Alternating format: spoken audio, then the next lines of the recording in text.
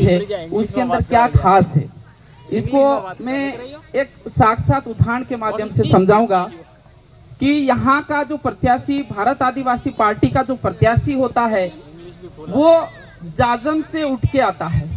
जाजम आप सभी साथियों के द्वारा चयन किया जाता है, न कि पार्टी ऊपर से थोपती है। यानी कि जाजम उसी व्यक्ति को आगे करती है जो व्यक्ति कार्य कर रहा है, जो न्याय के लिए लड़ रहा है, यहाँ के क्षेत्र के अधिकारों की रक्षा के लिए लड़ रहा है, इम्प्लीमेंटेशन के लिए लड़ रहा है। उन्होंने देखा है, उनके संघर्ष को देखा है, उसी व्यक्ति को यहाँ की जनता जाजम उसको प्रत्याशी बनाती है। बाकी पार्टियों के जो प्रत्याशी होते हैं उनका सिलेक्शन जयपुर और दिल्ली के अंदर होता है। ये सबसे बड़ा अलग और विशेष है। और जाजम से उठा हुआ प्रत्याशी ने आज तक क्या किया, आपको ये जानना होगा। क्या विशेषता है, उसने क्या विशेष काम किए हैं। तो आपने पिछले चुनाव के अंदर 2018 के अंदर चुनाव हुआ था और इसी विचारधारा से 2 जनप्रतिनिधि डूंगरपुर से गए थे, 84 और सागवाड़ा से। उन्होंने 5 साल के अंदर इतना काम किया, इतना ऐतिहासिक काम किया कि पूरे राजस्थान के अंदर पहले और दूसरे नंबर पर हमारे विधानसभा के विधायक रहे थे, बाकी सारे पीछे रहे थे। जिनकी सत्ता थी वो भी इतना अच्छा काम नहीं कर पाए, वो हमारी पार्टी के विधायकों ने किया है। और भारत आदिवासी पार्टी वास्तव में गरीब लोगों के लिए, वंचित लोगों के लिए काम करने वाली है। भारत आदिवासी पार्टी के द्वारा झोपड़ी से निकला हुआ विधायक बनाया है और सांसद बना के दिल्ली के अंदर भेजा है। और भारत आदिवासी पार्टी में आपको स्पष्ट कहना चाहता हूं कि आने वाले समय में बीजेपी और कांग्रेस ने आज तक शिक्षा को खोखला किया। आज तक हमारे क्षेत्र से कोई आईएएस आईपीएस बन के नहीं गया। और आईएएस आईपीएस नहीं बनेगा, पॉलिसी कौन बनाएगा? There are person who makes policy. They are IAS and IPS. लेकिन बीजेपी और कांग्रेस ने आज तक शिक्षा व्यवस्था को कमजोर किया है और कमजोर करने की वजह से हमारे क्षेत्र से कोई भी गरीब भाई और बहन और झोपड़ी से निकला हुआ कोई टैलेंट आईएएस आईपीएस नहीं बना है। जिस तरह से भारत आदिवासी पार्टी ने झोपड़ी से विधायक बनाकर जयपुर भेजा है, झोपड़ी से सांसद बनाकर दिल्ली के अंदर भेजा है, उसी तरह से भारत आदिवासी पार्टी शिक्षा के क्षेत्र में क्रांति लाकर यहां से गरीब से टैलेंट निकालकर आईएएस और आईपीएस बनाएगी। ये विचारधारा भारत आदिवासी पार्टी रखती है।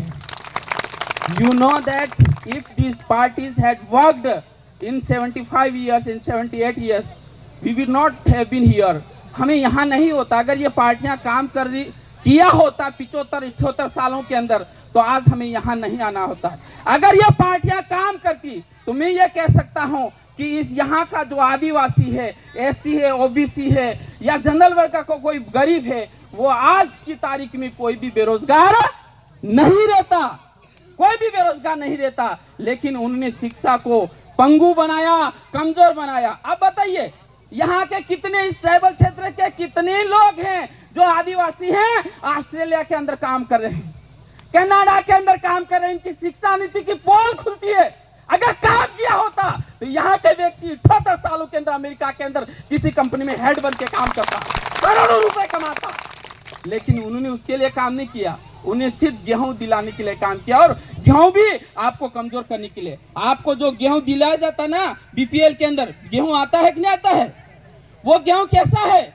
वो गेहूं हमको मारने वाला है, हमको कमजोर करने वाला है। हमारी कई माताएं, बहनें, भाई कमजोर हो रहे हैं, बहुत एनीमिया, माल न्यूट्रिशन हो रहे हैं। वो गेहूं कहां से आता है?